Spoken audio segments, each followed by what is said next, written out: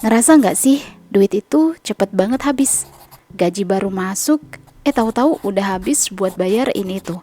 Nabung juga rasanya nggak ada hasilnya, segini-gini aja. Akhirnya stuck di situasi yang sama. Keuangan morat-marit bertahun-tahun.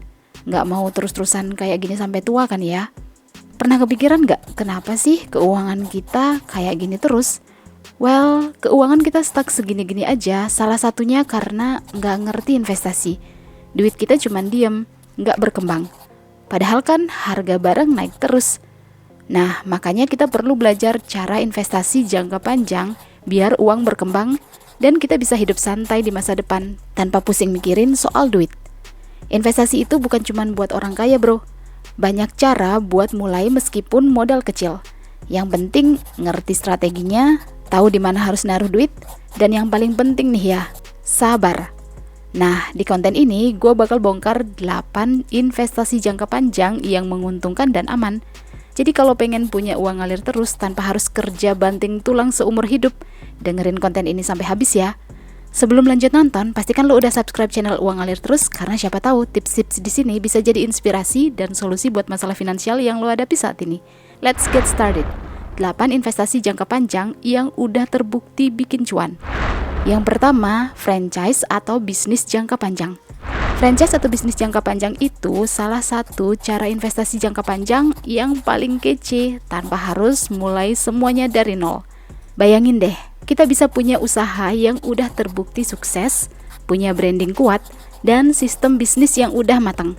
Jadi, kita tinggal ikutin aja, bayar biaya lisensinya, terus jalanin bisnisnya dengan SOP atau alur prosedur yang udah ada. Nggak perlu pusing mikirin produk atau strategi marketing dari awal. Contoh gampangnya itu kayak franchise minuman kekinian, kayak Chat Time, Janji Jiwa, Milkshake, Kopi Kenangan, yang udah banyak pelanggan loyal. Buka franchise itu ibarat kita beli mesin cetak duit yang udah terbukti bisa menghasilkan. Ya, selama kita ngikutin sistem yang ada dan pilih lokasi strategis, cuan bakal ngalir terus. Nggak perlu ribet bangun brand dari nol atau trial and error nyari cara biar bisnis laku. Makanya franchise sering jadi pilihan buat orang yang pengen investasi bisnis tapi nggak punya banyak pengalaman. Kita bisa mulai dari yang modal kecil dulu, kayak franchise laundry kiloan atau minuman boba, sampai yang gede kayak restoran cepat saji atau minimarket. Cara mulai franchise itu gampang banget. Kita tinggal cari brand yang sesuai sama budget dan passion kita. Biasanya nih, brand franchise punya paket investasi yang udah jelas, mulai dari biaya lisensi, alat produksi, sampai support marketing. Misalnya nih, franchise es teh kekinian bisa mulai dari 3-5 juta. Bahkan ada franchise makanan yang bisa mulai dari modal 1,5 juta aja. Nah, setelah bayar, kita bakal dapat training dan bimbingan biar bisa jalanin bisnisnya dengan bener. Selanjutnya, tinggal eksekusi aja. Nggak perlu ribet bangun bisnis dari nol. Keuntungan dari franchise, selain bisnisnya udah siap jalan, juga lebih minim resiko dibandingkan bikin usaha sendiri dari nol. Kenapa kayak gitu? Well, karena ya brandnya kan udah dikenal, terus pelanggan pasti lebih gampang datang. Tapi tetap aja ya ada tantangannya, kayak pemilihan lokasi yang harus strategis dan manajemen yang harus disiplin. Kalau nggak serius menjalaninya, bisnis bisa tetap boncos meskipun brandnya udah terkenal. Makanya, kita harus beneran serius belajar cara ngelola bisnis biar duit yang dikeluarin nggak sia-sia. Kalau lo mikir jangka panjang dan pengen punya penghasilan ngalir terus, franchise bisa jadi investasi terbaik. Selama lo pilih brand yang tepat dan ngelola bisnis dengan benar, cuan bakal ngalir terus bahkan sampai bertahun-tahun ke depan. Daripada nabung doang dan duitnya kena inflasi kan ya, mending taruh di bisnis yang bisa berkembang terus. Siapa tahu kan dari satu franchise terus bisa buka beberapa cabang dan akhirnya punya kerajaan bisnis sendiri. Mantap banget kan? Yang kedua, properti, tanah, dan bangunan. Investasi properti itu bisa dibilang jalan ninja buat jadi kaya di masa depan. Kenapa kayak gitu? Well, karena harga tanah dan bangunan hampir selalu naik dalam beberapa tahun. Kita beli tanah sekarang nih ya, 5 tahun atau 10 tahun lagi harganya bisa naik berkali-kali lipat. Apalagi kalau beli di lokasi yang berkembang pesat, kayak daerah dekat kampus, pusat bisnis, atau yang bakal ada proyek besar kayak jalan tol atau stasiun MRT. Nggak perlu repot kerja tiap hari, kita bisa duduk santai sambil nunggu harga naik, atau propertinya bisa disewain buat dapetin passive income tiap bulan. Banyak banget pilihan properti yang bisa jadi investasi jangka panjang yang ngasih cuan, mulai dari rumah, apartemen, kos-kosan, sampai kontrakan. Misalnya gini, lo beli rumah di pinggiran kota yang harganya masih murah, let's say sekitar 50 juta dengan ukuran 100 meter persegi. Terus 5 tahun kemudian, daerah itu makin rame dan harga rumah lo naik drastis, jadi 150 juta. Wow, kalau dihitung-hitung keuntungannya nyampe 200% dalam 5 tahun. Gila banget kan bro? Atau kalau lo punya modal lebih, bisa beli tanah, terus bikin kos-kosan buat anak kuliahan atau pekerja kantoran. Atau bisa juga bangun rumah kontrakan buat disewain bulanan atau tahunan. Setiap bulan atau setiap tahun, mereka bayar sewa ke lo. Jadi, duit ngalir terus, tanpa harus kerja keras. Begitu juga apartemen yang makin banyak diminati anak muda dan eksekutif yang pengen tinggal di pusat kota. Cara mulai investasi properti sebenarnya fleksibel, tergantung modal yang lo punya. Kalau duitnya masih pas-pasan, lo bisa mulai dari beli tanah di daerah berkembang, terus nunggu harganya naik. Tapi kalau punya modal lebih, langsung aja gas beli rumah atau apartemen yang bisa disewain. Ada juga opsi KPR kalau lo belum punya cash gede. Jadi lo bisa cicil dan sewain sambil nunggu properti itu naik harga. Yang penting, pilih lokasi yang prospeknya bagus, biar investasi lo nggak mandek. Keuntungan properti nggak cuma dari kenaikan harga aja, tapi juga dari uang sewa yang bisa jadi penghasilan pasif. Misalnya nih, lo punya kos-kosan dengan 10 kamar dan tiap kamar disewain let's say 1 juta per bulan. Berarti lo dapat 10 juta tiap bulan tanpa harus kerja. Nah, kalau kontrakan atau apartemen, harganya bisa lebih mahal, tergantung lokasi dan fasilitasnya. Makanya investasi properti ini cocok banget buat lo yang pengen punya aset berharga dan bisa diwarisin ke anak cucu nanti. Tapi ingat ya, lo perlu riset dulu sebelum beli properti. Pilih lokasi yang strategis dan kelola dengan baik. Investasi jangka panjang ini bisa bikin lo hidup nyaman tanpa harus kerja seumur hidup. Keren banget kan? Yang ketiga, emas, baik itu investasi fisik atau digital. Investasi emas itu udah dari zaman dulu jadi andalan buat nyimpen kekayaan. Kenapa kayak gitu? Well, karena emas itu harganya naik terus dalam jangka panjang dan nggak bakal jadi barang basi kayak gadget atau kendaraan. Let's say kita beli emas sekarang nih ya. Nah, 5 atau 10 tahun lagi, nilainya bisa naik berkali-kali lipat. Makanya banyak orang tajir yang naruh duitnya di emas buat jaga-jaga kalau ekonomi lagi anjlok atau inflasi gila-gilaan. Apalagi sekarang ada emas digital, jadi kita nggak perlu ribet nyimpen emas batangan di rumah. Nah, ada 2 investasi emas, yaitu emas fisik dan emas digital. Nah, gue bakal jelasin satu-satu ya. Kalau investasi di emas fisik, lo bisa beli emas batangan di Pegadaian, butik emas Antam, atau toko emas terpercaya. Keuntungan dari investasi emas fisik ini, lo bisa pegang langsung emasnya dan jual kapan aja. Tapi ya tentu ada resikonya juga, kayak harus mikirin tempat penyimpanan yang aman. Nah, kalau emas digital, lo bisa beli lewat aplikasi kayak Tokopedia, Shopee, atau Bareksa. Lo bisa beli mulai dari 10.000 doang. Jadi cocok banget buat yang modalnya masih tipis. Keuntungan dari investasi emas digital ini lebih praktis dan aman karena ya lo nggak perlu mikirin tempat penyimpanan emasnya di mana. Cara mulai investasi emas juga gampang banget. Kalau lo pilih investasi emas fisik, tinggal datang ke toko emas atau beli di butik emas Antam, terus simpen di tempat yang aman, misalnya safe deposit box di bank. Kalau pilih investasi emas digital, cukup daftar di aplikasi terpercaya, top up saldo, terus beli emas sesuai budget. Nggak perlu langsung beli banyak, bisa nyicil sedikit-sedikit setiap bulan, biar kalau pas harga naik, lo udah punya tabungan emas yang lumayan. Keuntungan investasi emas itu ada 2. Pertama, harga emas cenderung naik dari tahun ke tahun, jadi kalau lo sabar, bisa dapat untung gede. Kedua, emas itu liquid, alias gampang dijual kapan aja kalau butuh duit mendadak. Makanya emas sering dijadiin pegangan buat dana darurat atau simpanan jangka panjang. Bahkan banyak orang beli emas buat persiapan masa depan, kayak biaya nikah, sekolah anak, atau pensiun. Kalau lo mau kaya di masa depan tanpa ribet, emas bisa jadi pilihan investasi yang aman dan menguntungkan. Yang penting jangan buru-buru jual kalau harga baru naik dikit. Sabar aja, biar nilainya makin tinggi. Mau beli emas fisik atau digital boleh aja, yang penting lo mulai dari sekarang. Gimana, lo udah mulai investasi emas? Kalau udah, please komen ya bro. Yang keempat, saham blue chip buat disimpan. Saham blue chip itu ibarat investasi yang cocok buat disimpan jangka panjang, biar kaya di masa depan. Kenapa kayak gitu? Well, karena saham ini tuh berasal dari perusahaan gede, stabil, dan udah terbukti tahan banting di segala kondisi ekonomi. Contohnya kayak saham BCA yang kodenya BBCA, BRI, BBRI, Telkom, TLKM, Indofood, ICBP, Antam, ANTM, dan masih banyak lagi. Perusahaan-perusahaan ini udah punya nama besar, bisnisnya kuat, dan hampir pasti terus berkembang. Jadi kalau lo beli sahamnya sekarang dan nyimpen bertahun-tahun, kemungkinan besar nilainya bakal naik drastis.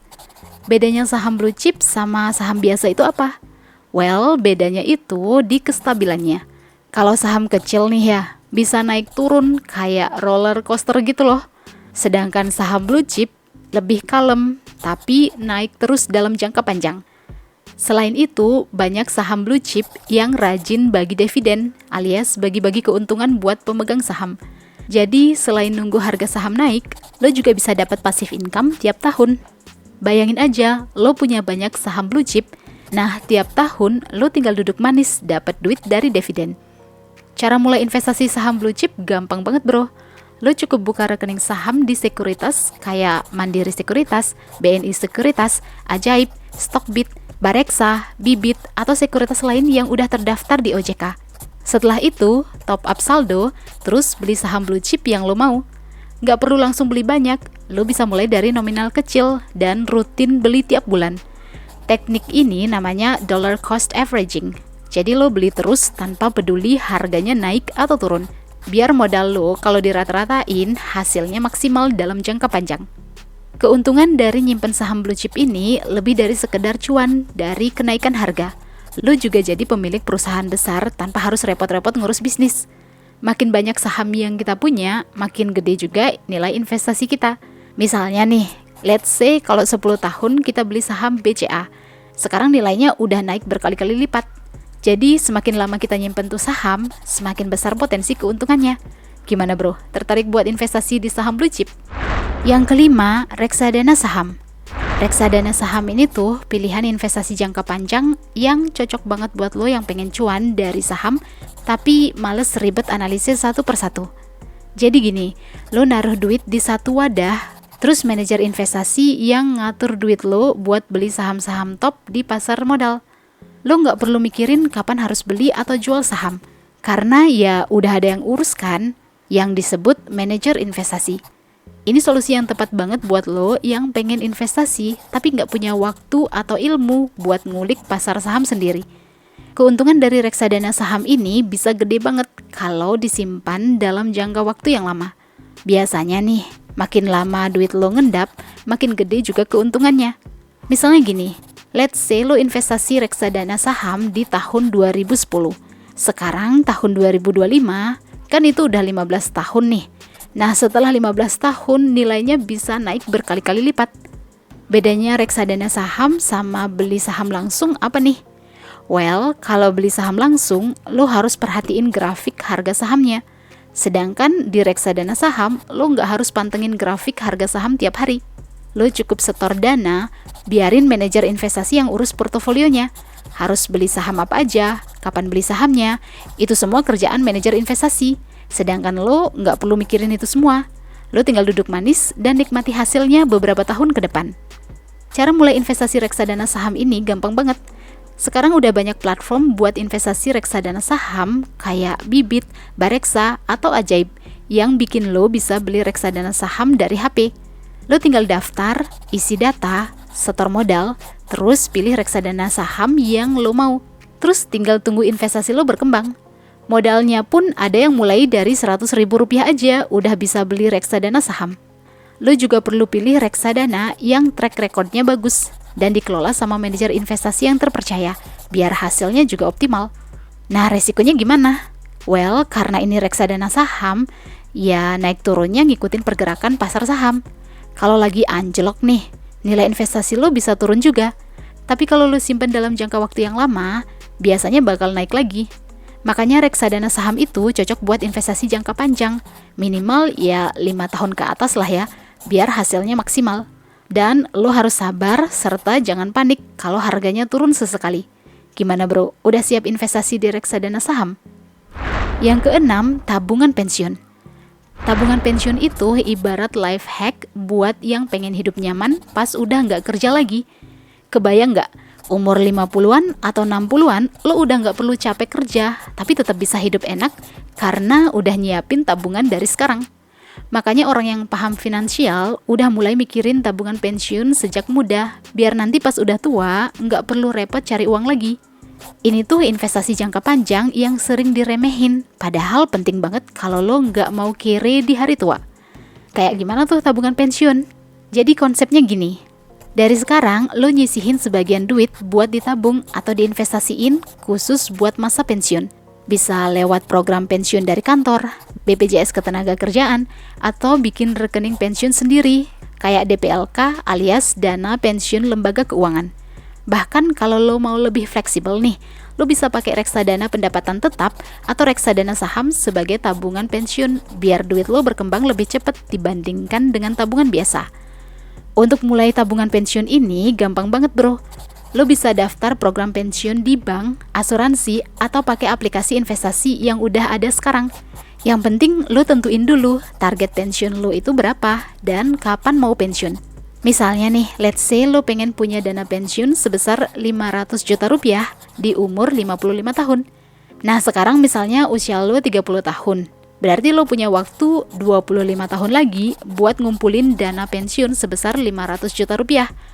Kalau 500 juta dibagi 25 tahun, itu berarti lo perlu nyisihin 20 juta per tahun. Atau kalau dihitung bulanan, berarti 1,7 juta per bulan buat dana pensiun. Ini belum dihitung bunga investasinya yang bakalan lo dapet kalau duitnya diinvestasiin. Itu hanya contoh aja ya, lo bisa tentuin sendiri berapa nominal tabungan pensiun yang lo inginkan. Nah, resikonya apa nih? Well, kalau lo pakai sistem tabungan biasa, ya duitnya aman, tapi berkembangnya ya gitu, pelan banget. Kalau lo taruh di investasi, resikonya emang lebih tinggi, tapi bisa dapat hasil lebih gede. Makanya strategi terbaik itu campurin dua-duanya. Misalnya nih punya dana pensiun di tempat yang aman kayak deposito di bank, tapi juga punya investasi di reksadana atau saham buat dapat hasil lebih maksimal. Yang ketujuh, obligasi pemerintah jangka panjang. Obligasi pemerintah itu salah satu cara paling aman buat investasi jangka panjang. Intinya, lo kayak minjemin duit ke negara gitu loh, terus negara bakal bayar balik plus bunganya. Apakah investasi ini aman? Well, gua bisa bilang investasi ini aman banget, karena yang jamin duit lo itu kan pemerintah. Jadi hampir nggak mungkin gagal bayar, ya kecuali negaranya bangkrut. Ini cocok banget buat lo yang pengen cuan tanpa harus deg-degan mikirin harga naik turun kayak saham. Lo tinggal duduk santai, duit lo kerja sendiri, dan tiap bulan atau tiap 6 bulan dapat bunga atau kupon. Cara kerja investasi ini simple banget. Pemerintah biasanya nerbitin obligasi dengan jangka waktu tertentu. Bisa 2 tahun, 3 tahun, 4 tahun, 5 tahun, sampai 10 tahun. Dan bahkan ada yang 30 tahun. Misalnya nih, let's say lo beli obligasi negara retail alias ORI dengan tenor jangka waktu 5 tahun dan bunga 5% per tahun. Contoh kasarnya gini, lo beli ORI sebesar 10 juta rupiah. Lo bakal dapat kupon bunga bersihnya sebesar Rp450.000 per tahun. Itu setelah dikurangi pajak 10% ya. Nah, dari modal awal yang 10 juta itu, jika ditotalin setelah 5 tahun, duit lo bakalan berkembang menjadi Rp12.250.000. Jadi lo dapet cuan tanpa harus ngapa-ngapain. Keren banget kan? Obligasi pemerintah itu disebut juga SBN alias Surat Berharga Negara. Tiap tahun negara biasanya keluarin beberapa SBN dengan tenor jangka waktu yang berbeda dan persen kupon bunga per tahun yang berbeda juga. Ada yang 4%, 5%, 6%, bahkan 8% pun ada. Jenis-jenis SBN di Indonesia itu ada obligasi negara alias ORI, savings bond retail alias SBR, dan ada juga yang syariah nih, yaitu sukuk retail alias SR dan sukuk tabungan alias ST. Buat mulai investasi di obligasi pemerintah, caranya gampang bro. lo bisa beli obligasi pemerintah lewat bank atau platform investasi pas lagi ada penawaran. Minimal investasinya biasanya sekitar 1 juta rupiah. Jadi bisa banget buat yang baru mulai belajar investasi. Kuncinya adalah lo harus pantau jadwal penerbitan obligasi dari pemerintah, karena nggak selalu ada setiap saat. Begitu buka, langsung hajar sebelum kehabisan, karena peminatnya banyak. Nah, resiko investasi ini kecil banget dibandingkan dengan saham. Tapi ya tetap ada resikonya. Misalnya nih, kalau lo jual obligasi sebelum jatuh tempo, harganya bisa turun tergantung kondisi pasar. Tapi kalau lo tahan sampai jatuh tempo, lo bakal dapet semua yang dijanjiin pemerintah tanpa ribet. Makanya ini cocok buat lo yang pengen investasi santai. Gak perlu ngurus ini itu tiap hari, tapi tetap dapat penghasilan pasif. Gimana bro, pernah investasi di obligasi pemerintah? Kalau pernah, share pengalaman di kolom komentar ya. Yang ke-8, investasi di startup atau bisnis baru. Investasi di startup atau bisnis baru itu ibarat tanam benih kecil yang bisa tumbuh jadi pohon duit raksasa di masa depan. Jadi gini, lo naruh modal di perusahaan yang baru mulai jalan, tapi punya potensi gede buat sukses. Bayangin aja kalau lo dulu ikut investasi di Gojek, Tokopedia, atau Traveloka pas mereka masih kecil. Nah, sekarang duit lo udah meledak berkali-kali lipat. Startup biasanya bergerak di bidang teknologi atau bisnis inovatif yang bisa ngegedein skala usahanya lebih cepat. Tapi ya tentu aja nggak semua startup bakal sukses. Resiko invest di sini lumayan gede karena bisnis baru itu kan bisa gagal kapan aja ya. Makanya lo harus jeli milih startup yang punya tim kuat, ide bisnis yang menjanjikan, dan target pasar yang jelas. Biasanya startup yang bagus bakal dapat pendanaan dari investor gede atau venture capital. Kalau lo bisa masuk lebih awal sebagai investor, cuan yang lo dapat bisa jauh lebih besar dibanding investasi biasa. Nah, cara masuk ke dunia investasi startup itu bisa lewat platform equity crowdfunding kayak Crowdana, Bizzer, Fundex, ICX, atau platform lain yang udah berizin dan diawasi OJK. Di sini lo bisa nemu startup atau bisnis baru yang butuh pendanaan dan lo bisa jadi salah satu investornya. Modalnya juga nggak selalu gede. Beberapa startup bisa mulai dari jutaan rupiah. Atau lo juga bisa nyari koneksi langsung ke founder startup dan invest secara pribadi. Tapi ini butuh jaringan yang luas dan analisis yang lebih dalam. Keuntungan investasi di startup itu bisa dari kenaikan valuasi perusahaan atau dari pembagian keuntungan kalau startupnya udah mulai cuan. Misalnya nih, let's say lo invest di startup F&B yang akhirnya sukses buka puluhan cabang. Dan lo bisa dapat bagi hasil atau bahkan saham di perusahaan itu. Kalau startupnya berkembang dan gede banget dan mulai IPO, di mana saham perusahaan udah bisa dibeli sama masyarakat luas, nah lo bisa jual saham lo dan harganya bisa berkali-kali lipat lebih tinggi. Auto cuan deh bro. Well, itulah 8 investasi jangka panjang yang terbukti cuan dan aman kalau tahu strateginya. Apakah lo ada tambahan tentang investasi jangka panjang lainnya? Kalau ada, share ya. Lo punya pendapat lain soal investasi jangka panjang yang menguntungkan? Atau ingin request hal-hal yang mau kita bahas di channel Uang Ngalir Terus? Boleh juga tuh. Jangan lupa like dan share jika bermanfaat dan subscribe untuk dapetin update video-video berikutnya. See you guys on the next video.